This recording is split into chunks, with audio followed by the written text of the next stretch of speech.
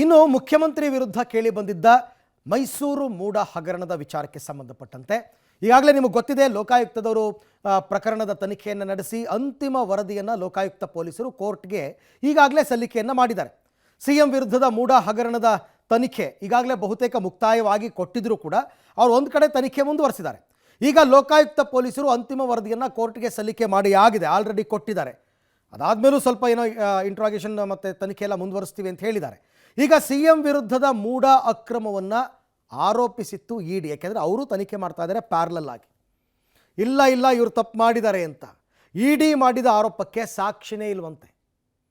ಇದು ಲೋಕಾಯುಕ್ತದವ್ರು ಹೇಳ್ತಾ ಇರೋದು. ನೀವು ಮಾಡಿರುವ ಆರೋಪಗಳಿಗೆ ಯಾವ ಸಾಕ್ಷಿನೂ ಇಲ್ಲ. ಲೋಕಾಯುಕ್ತದವರು ಉತ್ತರ ಕೊಟ್ಟಿದ್ದಾರೆ. ಕೆಲವು ಇಡಿ ವಾದಕ್ಕೆ ಲೋಕಾಯುಕ್ತ ಪೊಲೀಸರು ಸ್ಪಷ್ಟನೆಯನ್ನು ಕೊಟ್ಟಿದ್ದಾರೆ. ಇವ್ರ ಪ್ರಶ್ನೆಗೆ ಅವ್ರ ಉತ್ತರ ಎಲ್ಲ ಇದೆ. ಸೊ ಹಾಗಾಗಿ ಇದೆಲ್ಲದರ ನಡುವೆ ಈ ಲೋಕಾಯುಕ್ತದವರು ಕೊಟ್ಟಿರ್ತಕ್ಕಂಥ ವರದಿಯ ವಿರುದ್ಧ ನಾನು ಮೇಲ್ಮನವಿ ಸಲ್ಲಿಸ್ತೀನಿ ಅಂತ ಸ್ನೇಹಮಯಿ ಕೃಷ್ಣ ಅವರು ತೀರ್ಮಾನವನ್ನು ತಗೊಂಡಿದ್ದಾರೆ. ಇಷ್ಟು ಡೆವಲಪ್ಮೆಂಟ್ಸ್ ಮೂಡ ವಿಚಾರದಲ್ಲಿ ಆಗಿರ್ತಕ್ಕಂಥದ್ದು. ಸೊ ಹೇಗೆ ಈ ಪ್ರಕರಣ ಇನ್ನು ಮುಂದುವರಿಯುತ್ತೆ ಅಂತಕ್ಕಂಥದ್ದು ಪ್ರಶ್ನೆ. ಬನ್ನಿ ನೋಡೋಣ. ಮೂಡ ಕೇಸ್, ಲೋಕಾಯುಕ್ತದಿಂದ ಅಂತಿಮ ವರದಿ. ಇಡಿ ಮಾಡಿದ ಆರೋಪಕ್ಕೆ ಸಾಕ್ಷ್ಯ ಇಲ್ಲ. ಅಂತಿಮ ವರದಿಯಲ್ಲಿ ಲೋಕಾಯುಕ್ತ ಪ್ರತ್ಯುತ್ತರ. ಸಿಎಂ ಸಿದ್ದರಾಮಯ್ಯ ವಿರುದ್ಧದ ಮೂಡ ಹಗರಣ ಕಳೆದ ಹಲವು ದಿನಗಳಿಂದ ರಾಜ್ಯದಲ್ಲಿ ಭಾರಿ ಸದ್ದು ಮಾಡಿತ್ತು. ಆದರೆ ಲೋಕಾಯುಕ್ತ ಪೊಲೀಸರು ಕ್ಲೀನ್ ಚಿಟ್ ಇದೆಲ್ಲದಕ್ಕೂ ಕೂಡ ಒಂದು ಫುಲ್ ಸ್ಟಾಪ್ ಹಾಕಿರೋದಂತೂ ಸತ್ಯ. ಅಲ್ಲದೆ ಸೈಟ್ ಕಳೆದುಕೊಂಡ ಸಿಎಂ ಕುಟುಂಬವೇ ಸಂತ್ರಸ್ತರು ಅಂತಲೂ ಕೂಡ ವರದಿ ಸಲ್ಲಿಸಿತ್ತು. 4 ಜನ ಆರೋಪಿಗಳ ವಿರುದ್ಧ ಯಾವುದೇ ಸಾಕ್ಷ್ಯಾಧಾರ ಇಲ್ಲ ಅಂತ ಕೂಡ ಹೇಳಿತ್ತು. ಆದರೆ ಇಡಿ ಮಾತ್ರ ಅಕ್ರಮ ಆಗಿದೆ, ಮುಖ್ಯಮಂತ್ರಿ ಸಿದ್ದರಾಮಯ್ಯ ಪ್ರಭಾವ ಬೀರಿದ್ದಾರೆ ಅಂತ ಆರೋಪಿಸಿತ್ತು.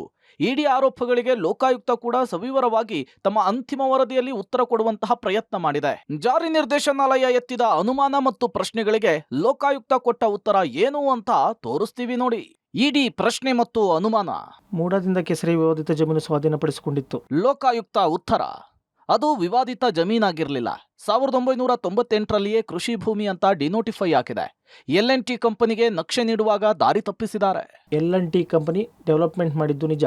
ಹೌದು, LNT ಕಂಪನಿ 3 ಎಕರೆಯಲ್ಲಿ ರಸ್ತೆ ಮಾಡಿತ್ತು. ಅದು ಮೂಡ ತಪ್ಪಿನಿಂದ 2005ರಲ್ಲಿಯೇ ಆಲ್ಕಾನ್ ಸಂಸ್ಥೆಯಿಂದ ಮೂಡ ಎಡವಟ್ಟು ಗೊತ್ತಾಗಿದೆ.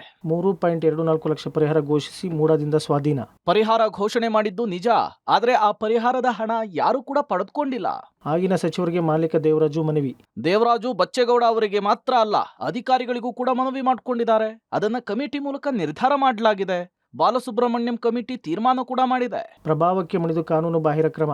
ಆಗಿನ ಉಪಮುಖ್ಯಮಂತ್ರಿ ಸಿದ್ದರಾಮಯ್ಯ ಯಾವುದೇ ರೀತಿಯ ಪ್ರಭಾವ ಬೀರಿಲ್ಲ. ಕಮಿಟಿಯ ಅಧ್ಯಕ್ಷ ಬಾಲಸುಬ್ರಹ್ಮಣ್ಯಂ ಸ್ಪಷ್ಟನೆ ಕೊಟ್ಟಿದ್ದಾರೆ. ಪರಿಹಾರ ರೂಪದಲ್ಲಿ ಸೈಟ್ ಕೊಟ್ಟರೂ ಬಡಾವಣೆಯಲ್ಲಿ ಕೊಡಬೇಕು. ಹೌದು, ಕಾನೂನಿನ ಪ್ರಕಾರ ಅದೇ ಜಾಗದಲ್ಲಿ ಕೊಡಬೇಕಿತ್ತು. ಇದನ್ನ ಮೂಡಾಧಿಕಾರಿಗಳು ಕಾನೂನು ಬಾಹಿರ ಮಾಡಿದ್ದಾರೆ. ನಿಗದಿತ ಬಡಾವಣೆಯಲ್ಲಿ ಪರಿಹಾರ ಸೈಟ್ ಕೊಡಬೇಕು. ಸದ್ಯ ದೇವನೂರು ಬಡಾವಣೆಯಲ್ಲಿ 369 ಸೈಟ್ಗಳು ಬಾಕಿ ಇದಾವೆ. ಅಧಿಕಾರಿಗಳು ವಿಜಯನಗರದಲ್ಲಿ ಕೊಟ್ಟಿದ್ದಾರೆ. ದೇವನೂರು ಬಡಾವಣೆ ಬದಲು ವಿಜಯನಗರದಲ್ಲಿ ಸೈಟ್ ಹಂಚಿಕೆ. 369 ಸೈಟ್ಗಳು ಸದ್ಯ ದೇವನೂರು ಬಡಾವಣೆಯಲ್ಲೂ ಇದೆ. ಕಾನೂನಿನ ತಪ್ಪು ತಿಳುವಳಿಕೆಯಿಂದ ಹೀಗಾಗಿದೆ. ಅದನ್ನು ಸರ್ಕಾರ ತೀರ್ಮಾನ ಮಾಡಬೇಕು. ಸೈಟ್ ಅನ್ನು ಪಡೆಯಲು ಪಾರ್ವತಿಯವರ ನಕಲಿ ಸಹಿ. ನಕಲಿ ಸಹಿ ಮಾಡಿರೋದಕ್ಕೆ ಪಾರ್ವತಿಯವರು ಆಕ್ಷೇಪಣೆ ಇಲ್ಲ. ನಕಲಿ ಸಹಿಯ ವಿಚಾರ ಬರೋದಿಲ್ಲ. ದಾನಪತ್ರದಲ್ಲಿ ಮಲ್ಲಿಕಾರ್ಜುನ ಸ್ವಾಮಿ ಮೋಸ. ಮಲ್ಲಿಕಾರ್ಜುನ ಸ್ವಾಮಿ ದಾನಪತ್ರವನ್ನು ನೀಡುವಾಗ ಕೃಷಿಯೇತರ ಭೂಮಿ ಅಂತ ಉಲ್ಲೇಖಿಸಿದೆ. ಕಾನೂನಿನ ದುರ್ಬಳಕೆ ಆಗಿಲ್ಲ. ದಾನಪತ್ರವನ್ನು ಮಲ್ಲಿಕಾರ್ಜುನ ಸ್ವಾಮಿ ಮೋಸ ಮಾಡಿದ್ದಾರೆ. ಈ ವೈಟ್ನರ್ ಪೇಪರ್ ಅಲ್ಲಿ ವಿಜಯನಗರ ಅಂತ ಎಲ್ಲೂ ಉಲ್ಲೇಖವೇ ಆಗಿಲ್ಲ. ದೇವನೂರು ಬಡಾವಣೆ ಅಂತ ಉಲ್ಲೇಖ ಆಗಿದೆ. ಇದನ್ನ FSL ಕೂಡ ಸ್ಪಷ್ಟಪಡಿಸಿದೆ.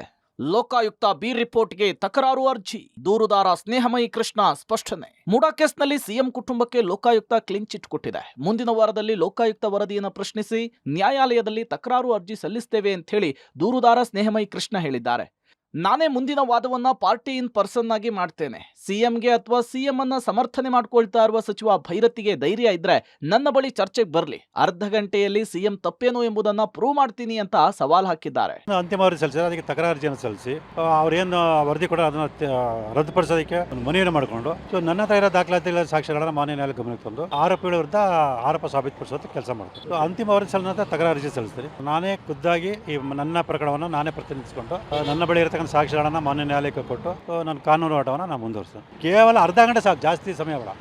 ಕೆಲವು ಪ್ರಮುಖರನ್ನು ದಾಖಲಾತಿ ತೋರಿಸಿ ಈ ರೀತಿ ಅಪರಾಧ ಕೃತ್ಯ ಮಾಡೋಣ ನಾನು ಹೇಳ್ತೇನೆ. ಇನ್ನು ಮೂಡಾ ಹಗರಣದ ದೂರುದಾರನಿಗೆ ಬಲಪೂಜೆ ವಿಚಾರವಾಗಿ ಬೆಂಗಳೂರಿನಲ್ಲಿ 2 ಶಂಕಿತರನ್ನ ವಶಕ್ಕೆ ಪಡೆಯಲಾಗಿದೆ. ಇನ್ನು ಈ ಫೋಟೋ ವಾಮಾಚಾರ ನಡೆದಿದ್ದು ಮಂಗಳೂರಿನಲ್ಲಿ ಅಂತ ಹೇಳಲಾಗ್ತಿತ್ತು. ಆದರೆ ಈ ವಾಮಾಚಾರ ನಡೆದಿರೋದು ಅಶೋಕನಗರ ಠಾಣಾ ವ್ಯಾಪ್ತಿಯ ಸ್ಮಶಾನದಲ್ಲಿ ಎಂಬ ವಿಚಾರ ಬೆಳಕಿಗೆ ಬಂದಿದೆ.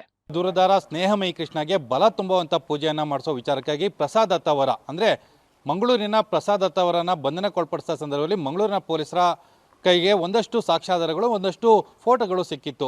ಆ ಫೋಟೋಗಳನ್ನು ಆಧರಿಸಿ ತನಿಖೆ ಮಾಡೋ ಸಂದರ್ಭದಲ್ಲಿ ಅದು ಬೆಂಗಳೂರಿನ ಅಶೋಕ್ ನಗರದ ಒಂದು ಸ್ಮಶಾನದಲ್ಲಿ ಅಂದರೆ ಹಿಂದೂ ಸ್ಮಶಾನದಲ್ಲಿ ಈ ಬಲಪೂಜೆಯನ್ನು ಮಾಡಲಾಗಿದೆ ಅನ್ನೋದ್ರ ಬಗ್ಗೆ ಮಾಹಿತಿಗಳು ಸಿಗ್ತಾ ಇದೆ. ಜೊತೆಗೆ ಇಲ್ಲಿ ಪೂಜೆ ಮಾಡಿದಂಥ ಇಬ್ಬರನ್ನು ವಶಕ್ಕೆ ಪಡೆದು ವಿಚಾರಣೆಯನ್ನು ಮಾಡ್ತಾ ಇದ್ದಾರೆ ಮಂಗಳೂರು ಪೊಲೀಸರು ಅನ್ನೋದ್ರ ಬಗ್ಗೆಯೂ ಕೂಡ ಈಗ ಮಾಹಿತಿಗಳು ಸಿಗ್ತಾ ಇರೋಂಥದ್ದು. ನೀವು ನೋಡ್ತಾ ಇದ್ರಿ ಅವತ್ತು ಅಂದರೆ ಯಾವಾಗ ಬಲಪೂಜೆಯನ್ನು ಮಾಡಿದ್ದಾರೆ ಅನ್ನೋದ್ರ ಬಗ್ಗೆ ಮಾಹಿತಿಗಳು ಹೊರಗಡೆ ಬಂತಿತ್ತು. ಆ ಸಂದರ್ಭದಲ್ಲಿ ಇದ್ದಂಥ ಫೋಟೋಗಳು ಇದೇ ದೇವಸ್ಥಾನದಲ್ಲಿ ಆ ಪೂಜೆಯನ್ನು ಮಾಡಿದ್ದಾರೆ ಮತ್ತು ಬಲಿಯನ್ನು ಕೊಟ್ಟಿದ್ದಾರೆ. ಅಂದರೆ ಕುರಿ ಬಲಿಯ ಫೋಟೋ ಹೊಂದಿದೆ, ಆ ಫೋಟೋವನ್ನು ಇದೇ ಜಾಗದಲ್ಲಿ ಕೊಟ್ಟಿದ್ದಾರೆ ಅನ್ನೋದು ಸ್ಪಷ್ಟವಾಗಿ ಗೊತ್ತಾಗ್ತಾ ಇರೋಂಥದ್ದು. ತನಿಖೆಯನ್ನು ಮಾಡೋ ಸಂದರ್ಭದಲ್ಲಿ ಅದು ಯಾವ ಜಾಗದಲ್ಲಿ ಮತ್ತು ಎಲ್ಲಿ ಪೂಜೆ ನಡೆದಿದೆ ಅನ್ನೋದ್ರ ಬಗ್ಗೆ ಯಾವುದೇ ರೀತಿಯ ಸ್ಪಷ್ಟನೆಗಳು ಇರಲಿಲ್ಲ.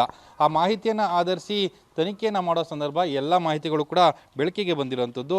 ಅಂದರೆ ಅಶೋಕ್ ನಗರದ ಸ್ಮಶಾನದಲ್ಲಿದ್ದಂಥ ಒಂದಿಬ್ಬರನ್ನು ಕರೆದುಕೊಂಡು ಹೋಗಿ ಮಂಗಳೂರಿನ ಬರ್ಕೆ ಪೊಲೀಸರು ವಿಚಾರಣೆಯನ್ನು ನಡೆಸ್ತಾ ಇದ್ದಾರೆ ಅನ್ನೋದ್ರ ಬಗ್ಗೆ ಈಗ ಮಾಹಿತಿಗಳು ಸಿಗ್ತಾ ಇದೆ. ಒಟ್ನಲ್ಲಿ ಮೂಡಾ ಹಗರಣದ ತನಿಖೆಯನ್ನ ಇಡಿ ಅಧಿಕಾರಿಗಳು ಇನ್ನೂ ಮುಂದುವರೆಸಿದ್ದು ತಮ್ಮ ತನಿಖೆಯ ವಿಚಾರವನ್ನ ಕೋರ್ಟ್ಗೆ ನೀಡುವ ತಯಾರಿ ನಡೆಸಿದ್ದಾರೆ. ಜೊತೆಗೆ ಬಿ ರಿಪೋರ್ಟ್ ಅನ್ನ ಪ್ರಶ್ನೆ ಮಾಡಲಿದ್ದಾರೆ.